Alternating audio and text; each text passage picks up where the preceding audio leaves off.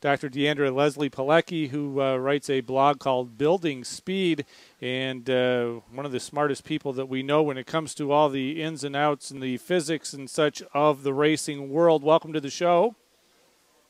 Thank you for having me on. Absolutely. I wanted to talk to you about one of the hottest topics in NASCAR right now because it obviously affects the most popular driver in the sport, and that was, of course, Dale Earnhardt Jr., who got a concussion a couple of weeks ago, took himself out of the race car, and he will return this week at Martinsville. But I find it interesting, Deandra, when you talk about concussions in sports, that every major sport makes their participants have some sort of a baseline at the beginning of the season to which they can judge whether or not, as you go forward in the season, whether there's a head injury.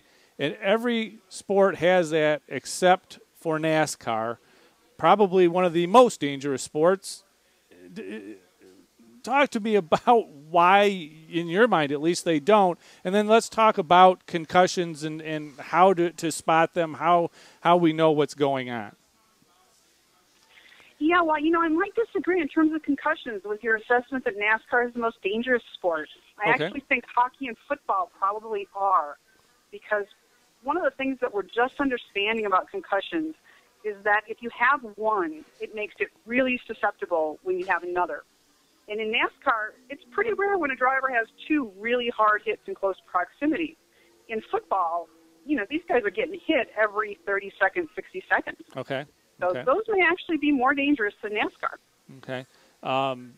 So at the same point, these guys hit probably harder than other sports, maybe not as frequently, and yet we're relying on the driver and maybe somebody who's a part-timer in the infield care center to determine whether or not these there's a concussion has been had.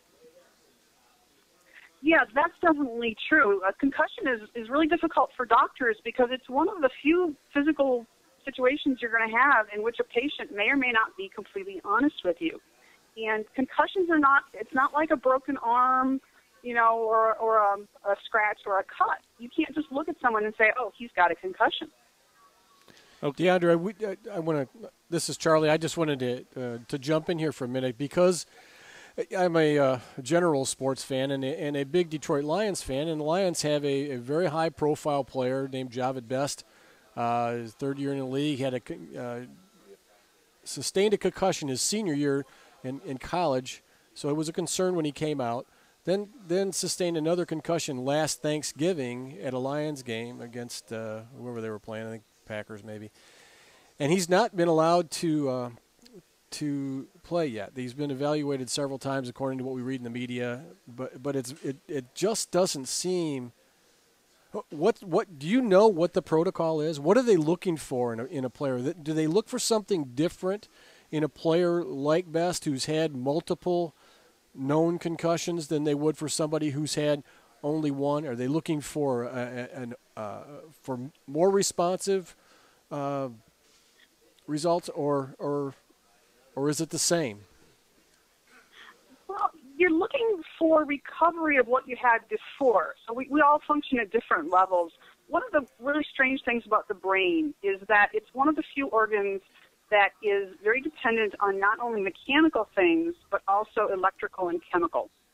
So your brain, your neurons fire an electrical signal that releases chemicals. The chemicals are picked up. That's how all your neurons talk to each other. We have no way of going in to someone's head and looking at that. So we can go in and do an MRI. We can do a CAT scan. We can see if there was physical damage to the brain. But even without physical damage, you can have chemical damage.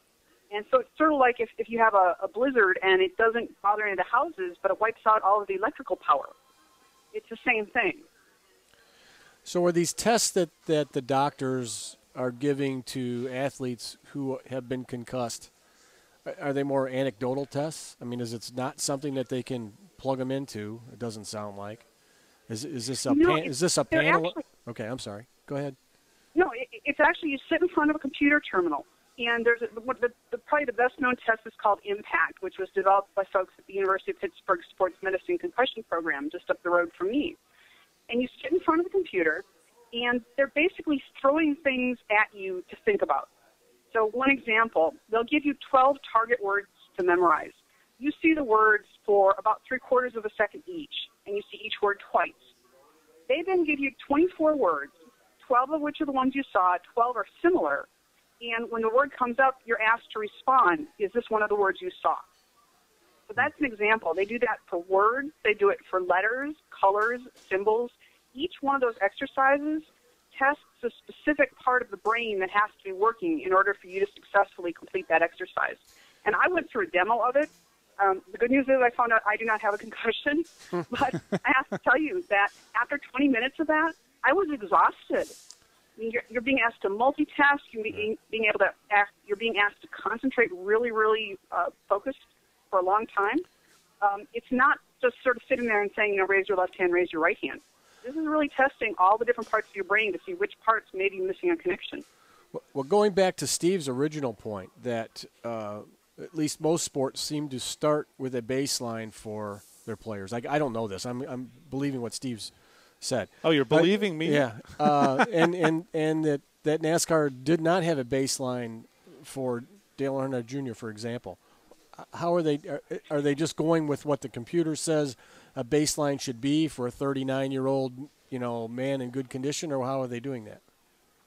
Yes, Steve is right. Many of the professional teams, and now even increasingly college and high school teams, do require baseline tests for their athletes. Mm-hmm. But they have done so many people with this test that they have banks of data, and they can look at it and say, okay, someone who is an athlete, a male, 39 years old, ought to have responses in this range of values. Okay.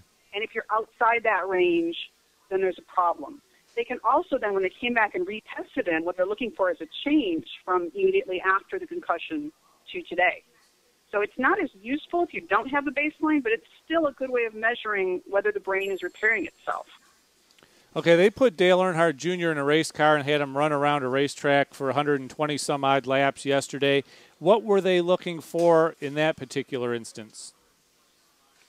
The more you stress the brain, the more you make it think, the more you put it at high temperature, loud noises.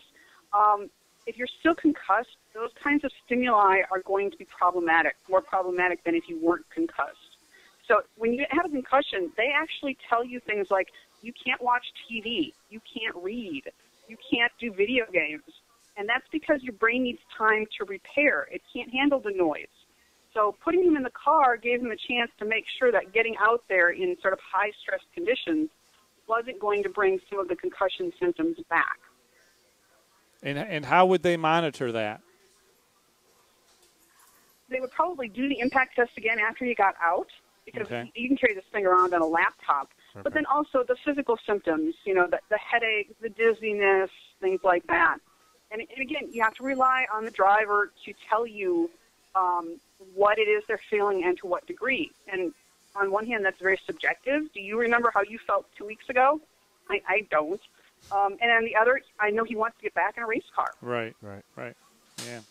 All right. Well, it does seem to be a fascinating bit stuff of a gray matter area. I can't believe I said that. Yeah, I can. Anyhow, I can. Diandra, thanks so much. We appreciate the insight as always. Thank you again. All right. Take care. I cannot believe you said bye now. Thanks, Diandra. All right.